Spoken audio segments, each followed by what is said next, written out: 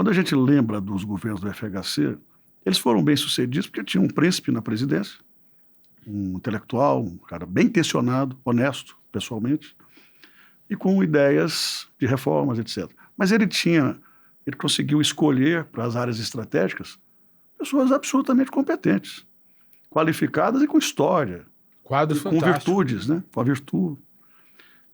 O Serra no planejamento, o Malan, que tinha sido um dos ícones do Plano Real, o Pércio Arida, do Banco Central, e depois o Paulo, a reforma da educação do fundo, com a criação do Fundef, eu era do núcleo duro lá junto com o Paulo Renato também, com ele e o Sérgio Mota. Os dois eram muito amigos. A reforma do Fundef teve mais de 400 votos na PEC. Um quórum altíssimo. Quem comandou isso tudo de forma brilhante foi o Paulo Renato, que era um intelectual e um quadro extraordinário. As mudanças no Ministério da Saúde, passando pelo coquetel da AIDS, medicamentos genéricos, saúde de família, foram todas comandadas por um craquíssimo, um grande intelectual, um grande homem público chamado José Serra. Se você pega as mudanças na economia, Malan, se você pega o que aconteceu de revolução nas comunicações, isso tem nome e sobrenome. Sérgio Mota, no primeiro momento, e depois o Mendonça de Barros. Luiz Carlos Mendonça de Barros. Os presidentes de BNDES eram super bem escolhidos naquela época. Eram escolhidos a dedo. Você não tinha essa influência toda que hoje existe, né? Que para escolher ministro era uma coisa mais pessoal. Era mais virtude que fortuna. Você às vezes cedia o Ministério dos Transportes ou cedia um outro, mas no geral a essência do governo era de quadros mais próximos, de quadros qualificados, não é porque é amigo. Você não pode botar uma pessoa no governo porque é amiga em área estratégica. Então, assim, o primeiro movimento é esse.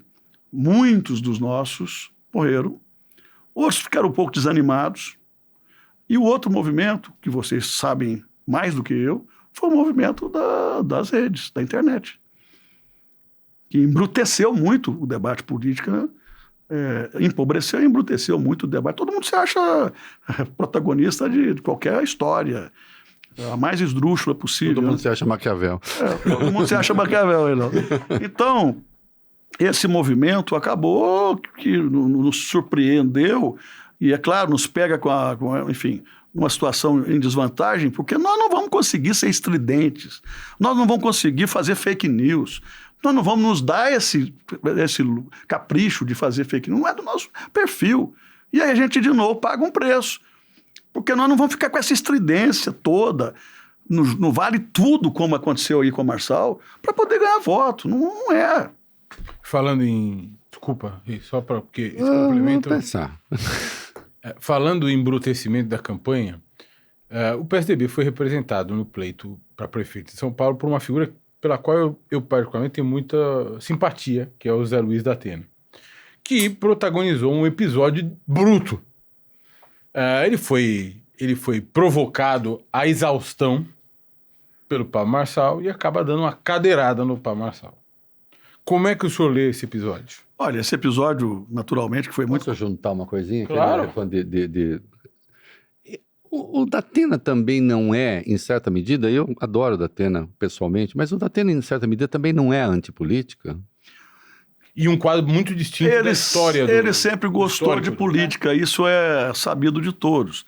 As conversas que nós tivemos com ele, e a definição pela escolha do Datena não foi uma definição só de paulista.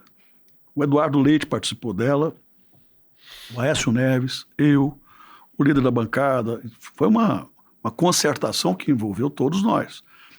O Datena é um apresentador respeitado na TV, as suas ideias, suas convicções, com o seu jeito de ser.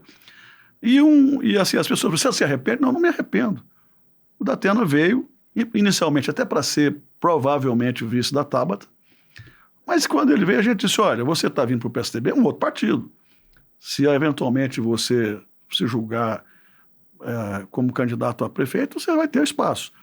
Numa das primeiras pesquisas, o Datena aparece com 19%, empatado com o prefeito e 2 pontos atrás do Boulos. Pô, como é que você vai deixar de dar legenda para um cara que chega competitivo? Depois ele se revelou uma pessoa que não tinha o traquejo político, não entendia como é que funcionava o debate, como é que funcionava o jogo político. E aí ele teve muita dificuldade para poder se adaptar a isso, até chegar ao episódio da cadeirada. Ele tem uma personalidade forte, é um ser humano, de carne e osso, como qualquer um de nós. Foi provocado, como você disse, a exaustão, deu a cadeirada, muita gente gostou do que ele fez, outros recriminaram, ele próprio não gostou do que ele fez, ele imediatamente pediu desculpas no grupo de WhatsApp nosso, da campanha dele, e do partido, e pediu desculpas públicas. Mas, enfim, foi um episódio que aconteceu. Alguns lamentam, outros gostam, mas eu nem diria que foi um gesto tão bruto assim. Foi eu diria assim, uma reação meio que como se fosse uma justa defesa, sei lá, né? Mas aconteceu. E o maior arrependido disso à época foi ele próprio. Governador, hoje, enquanto falamos aqui, o dia foi cheio de notícias já sobre a sucessão ou a eleição presidencial 2026, né? Sucessão não sei porque pode dar o mesmo, né? Mas sobre a eleição presidencial 2026. Então, o Caiado, quem falamos há pouco, disse: serei candidato, ele é do União Brasil, a direita não aguenta mais a tutela do Bolsonaro e chega dessa história de anticomunismo e de não sei o quê, precisamos... Né? O Kassab, Gilberto Kassab, presidente nacional do PSD, secretário do governador, o Tarcísio de Freitas, diz que, olha, o Tarcísio ainda é um líder estadual, ele não é um líder nacional, ele representa a centro-direita na conversa do Kassab. Eu acho que ele representa a direita mesmo, caminhando para o extremo.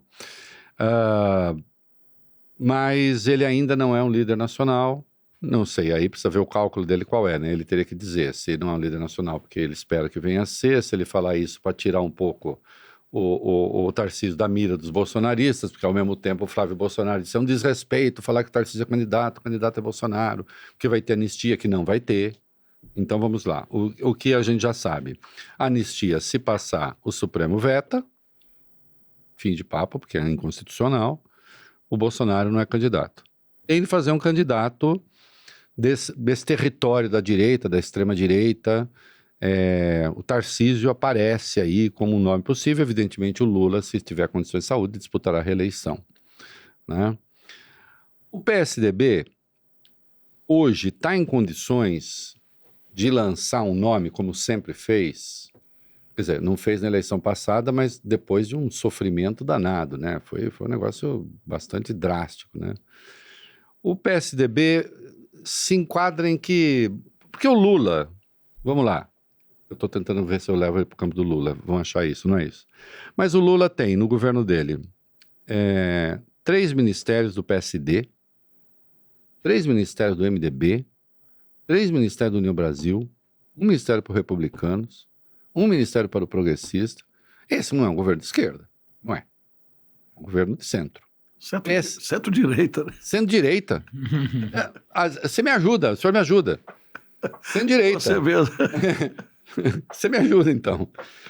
O PSDB vai ficar à direita desse governo de centro-direita na eleição presidencial ou tem um lugar para o PSDB nesse governo de centro-direita? Olha... Por que não? Se eu estivesse no lugar do Lula, já com a idade dele, depois de 3 vezes presidente... Pode esquecer, eu vou continuar. Eu apoiaria, eu optaria por lançar o Geraldo Alckmin nesse espectro aí, se eu estivesse no lugar dele. E aí o senhor estava piscando o olhinho pro Geraldo. É uma outra configuração. É uma outra configuração. Por outro lado, alguns nomes estão aí de olho no espaço da direita.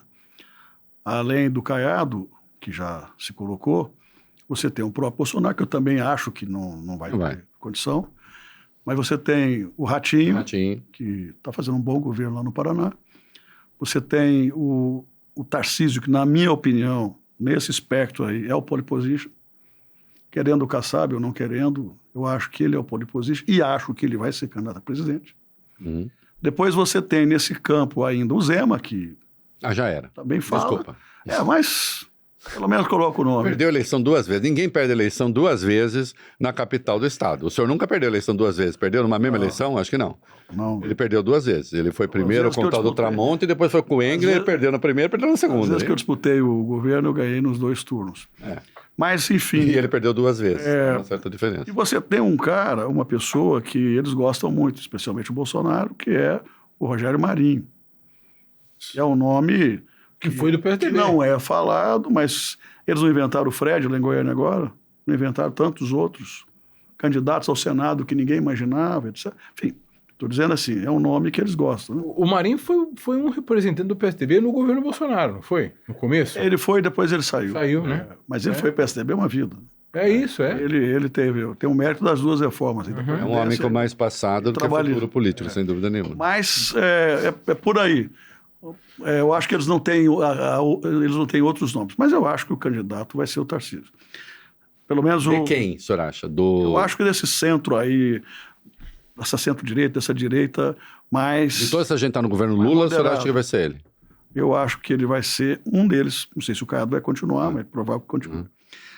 No PSDB, a gente tem 3 governadores muito bons. A governadora Raquel se saiu muito bem na eleição agora. É um quadro. Eu acho que ela vai à reeleição, mas se ela quiser ser candidata a presidente, ela teria espaço para debater isso. E o Eduardo Leite, que é um quadro excepcionalmente preparado, um grande governador, só não será candidato pelo PSDB se ele não quiser. E aí isso vai depender muito das avaliações. Nós vamos conseguir fazer uma federação mais ampla, nós vamos fazer uma fusão... sozinho é impossível. Ou a gente amplia, ou não dá para pensar nisso. Você tem razão. Agora, quadros a gente tem. A gente tem quadros muito... Colocou ligação e fusão. Depois eu quero saber se vocês estão pensando em alguma coisa. Mas vamos lá na... Federação. Ou fusão. Por exemplo, se o Cidadania topar uma fusão conosco, eu acho que seria natural. Mas, para além disso, pode ser que hajam alguns outros movimentos. A gente não pode descartar isso. Outros fizeram isso em momentos difíceis. Mas o que mais une o PSDB hoje é a ideia de uma federação mais ampliada. Se der para fazer fusão, faremos. Federação, o senhor tem ideia o quê, por exemplo? Só para a gente... Sendo bastante sincero aqui, a gente já conversou algumas vezes com o PDT, eu já conversei, outros como o Aécio, e o líder nosso na Câmara já conversou. Temos uma conversa muito avançada com o Paulinho da Força, do Solidariedade. Nós temos a nossa federação com Cidadania, com o Conte Bittencourt. E tem outros partidos lá que também vão precisar se rebolar. Se não dermos pulos aí no sentido de nos organizar, não vai sobrar nada para ninguém. Em termos de eleição de Câmara, não. A gente tem uma tese de que os partidos que têm menos de 25 deputados ou se juntam, ou se organizam, ou vão desaparecer. Então, tem muita gente que vai ter que fazer pela dor, não é pelo amor. Ou se faz essa junção, e aí vai ter que discutir questões conceituais, programáticas, pragmáticas. Sim. Ou então vai desaparecer. Então, assim, o PSDB vai depender muito do que a gente conseguir articular daqui para frente. Quadros bons nós temos. Continuamos tendo menos, mas continuamos tendo quadros bons. E o Eduardo é um cara que está saindo dessa crise lá da enchente, cheia do Rio Grande do Sul, maior que entrou, porque tem um plano de resiliência, de reconstrução, é um cara muito sério, bem assessorado, então a gente tem nome. Agora vamos ver o que vai acontecer. Nós vamos ter que ter uma capacidade de trabalho, de aglutinação, de convencimento muito grande daqui para frente, porque o desafio é grande.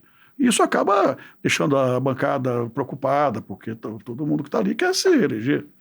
Então a gente vai ter... E não vai ter como ficarmos na inércia. Nem nós, nem os partidos que têm poucos deputados. Nós vamos ter que agir. E vamos ter que fazer as coisas acontecerem. Se alguns gostarem ou não gostarem, isso vai ter que acontecer.